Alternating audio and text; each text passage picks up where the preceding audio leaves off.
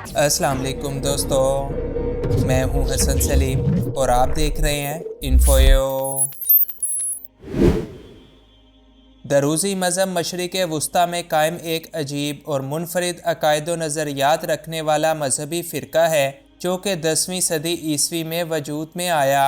इस मज़हब के बाज़ अकायद इस्लाम, बाज़ हिंदू मत, जबकि बहुत से अकायद इस्माइली शियों से मिला जुला कर बनाए गए हैं। दरूज़ी मज़हब क्या है, इनके अकायद और खुदा कौन है, और ये तमाम अंबिया कराम को नाउज़ बिल्लाह शैतान क्यों मानते हैं। आज की इस वीडियो में हम मौजूदा दौर के इसी खुफिया और बातिल मज़हब के बारे में डिस्कस करेंगे। दरूज़ी नाम का ये खामोश मज़हब इस वक्त लिबनान, शाम और उर्दन के कुछ इलाकों में पाया जाता है। इस मज़हब के बारे में ख़ुद इसके मानने वाले भी ज़्यादा बात नहीं करते और अपने बच्चों को भी इस मज़हब की तालीम उस वक्त तक नहीं देते जब तक कि उनकी उम्र 40 साल तक नहीं हो जाती, इसलिए कि वो अपने अकायद कम उम्री के सबब दूसरे लोगों के सामने शेयर ना कर दें। दरूज़ मज़हब का एक नाम हाकमी भी है, जबकि इसको मानने वाले दरूज़ी कहलाते हैं। ये लोग फ़ातिमी खलीफा हाकिम बिन अमरिल्लाह को नाउज़ुबिल्लाह अपना खुदा तस्लीम करते हैं, जो कि सन 996 से 1021 ईस्वी तक मिस्र के ऊपर हुक्मरानी करता रहा। हाकिम बिन अमरिल्लाह छठा फ़ातिमी खलीफा और इस्माइलियों का 16वां इमाम है, जिसने सिर्फ 11 साल और 5 माह की उम्र में अपनी सल्तनत का इक़्तिदार संभाल लिया। हाकिम बिन अमरिल्लाह बचपन से ही एक पागल सा नौजवान था, जिसका पागलपन वक्त गुजरने के साथ साथ मज़ीद बढ़ता चला गया। यही वजह है कि तारीख़ में यह आदमी अपने अजीब और ऊट पटांग फ़ैसलों की वजह से काफ़ी मशहूर है। हाकिम बिन अमरिल्लाह ने दीन इस्लाम के बिल्कुल उलट अपनी सल्तनत के अंदर दिन को रात और रात को दिन में तब्दील कर दिया था, यानी जो काम दिन में होते थे वो काम ये रात को करवाया करता था, जबकि लोग सारा दिन सोते रहते थे। उसने अपनी हुकूमत में औरतों को इतनी आज़ादी दी कि वो सज संवर कर बाज़ारों में घूमा करती और गली मोहल्ले ही अब इनका मस्कन बन चुके थे, जिसका नतीजा ये हुआ कि सल्तनत के चारों तरफ फहाशी और बेहयाई का गोया एक सिलाब सा उमट आया और दरियाए नील का साहिल अब अय्याशी का एक बाज़ार बन चुका था।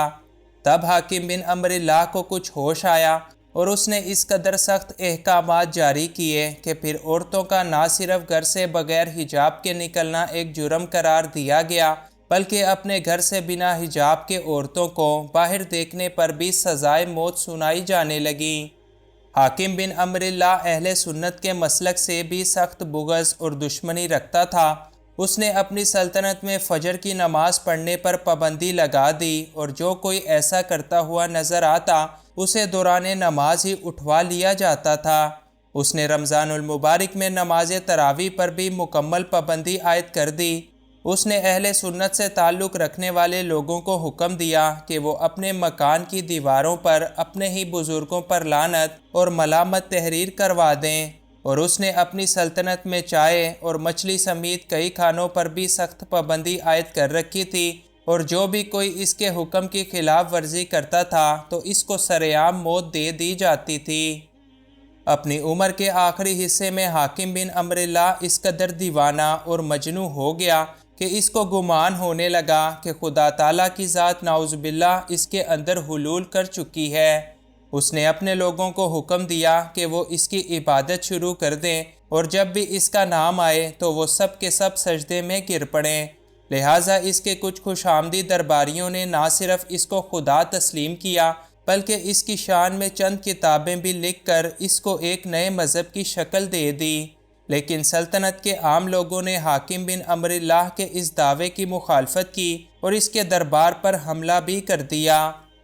इसी ज़माने में एक शख्स मोहम्मद बिन इस्माइल अद-दुरूज़ी ने भी हाकिम बिन अमरिल्लाह का साथ दिया और लोगों को इसको खुदा मनवाने की भी तबलीग शुरू कर दी।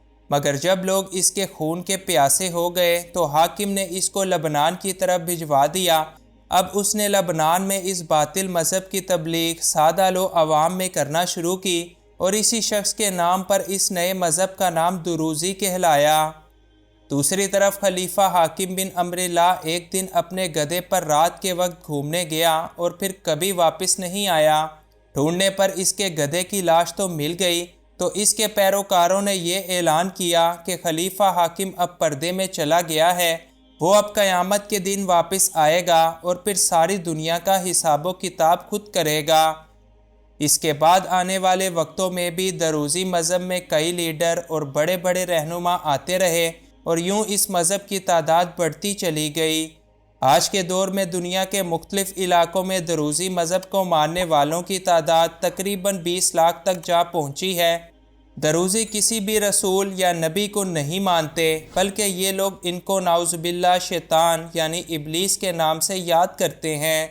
ان کے علاقوں میں کوئی مسجدیں نہیں ہوتیں اور نہ ہی یہ لوگ نماز پڑھتے ہیں، بلکہ ان کے علاقوں میں ان کی خاص عبادت گاہوں کو خلوت خانہ کہا جاتا ہے، جس کے اندر ان لوگوں کی خاص مجالس منعقد ہوتی ہیں۔ ان مجالس میں کیا کچھ ہوتا ہے، اس بارے میں قصے کہانیاں تو بہت ہیں، لیکن دروزی اس کی حقیقت کسی پر کبھی بھی ظاہر نہیں ہونے دیتے۔ دروزی قرآن مجید یا اس سے قبل نازل ہونے والی کسی بھی الہامی کتاب کو نہیں مانتے، بلکہ اپنے آپ کو قدیم مصری عقائد اور قدیم ہندوستان سے جوڑتے ہیں۔ دروزیوں کا کیلنڈر بھی الگ ہے، جس کا آغاز سن 408 ہجری سے ہوتا ہے۔ دروزی اپنے مذہب پر ایک دم پکے ہیں، یہ نہ تو کسی اور کو اپنے مذہب میں قبول کرتے ہیں اور نہ ہی کسی کو اپنے مذہب سے نکلنے کی اجازت دیتے ہیں۔ دروزی مذہب کو ماننے والے صحابہ اکرام علیہ السلام کو بھی انتہائی گھٹیا اور گندے ناموں سے یاد کرتے ہیں۔ ان لوگوں کا قیامت پر ایمان تو ہے، مگر ان کے مطابق قیامت حاکم بن امر اللہ کی واپسی کا نام ہے، جو کہ قیامت کے دن دنیا میں واپس آ کر مسلمانوں کے تمام علاقوں پر قابض ہوگا اور پھر ان پر ذلت نافذ کرے گا۔ دروزی دیکھنے میں تو یہودیوں کی طرح لگتے ہیں، لیکن ان کو پہچاننا کافی مشکل ہے۔ ان کے ہاں بدھ کا دن مقدس ہوتا ہے۔ دروزی مذہب سے تعلق رکھنے والے مسلمانوں سے خاص طور پر بغض رکھتے ہیں اور ان کے جان و مال کو اپنے اوپر حلال سمجھتے ہیں۔ یہ لوگ رمضان کے علاوہ باقی کبھی بھی روزہ نہیں رکھتے اور حج کرنے کے لیے دروزی حضرت شعیب علیہ السلام کے مزار کا رخ کرتے ہیں۔ دروزیوں کا حج ان کے مطابق سب سے مقدس ترین عمل ہے اور یہ حج 25 سے 28 اپریل کے درمیان کیا جاتا ہے۔ دروزی نام کا یہ گمراہ مذہب مسلمانوں کے سبھی فرقوں کے مطابق کافر و مرتد ہیں۔ ان کے مذہب میں اس کے علاوہ بھی کئی عقائد و نظریات شامل ہیں۔ یہ لوگ دوسرے لوگوں سے اپنے عقائد کو چھپا کر رکھتے ہیں اور اپنے مذہب کے بارے میں کبھی بھی کسی سے بات نہیں کرتے۔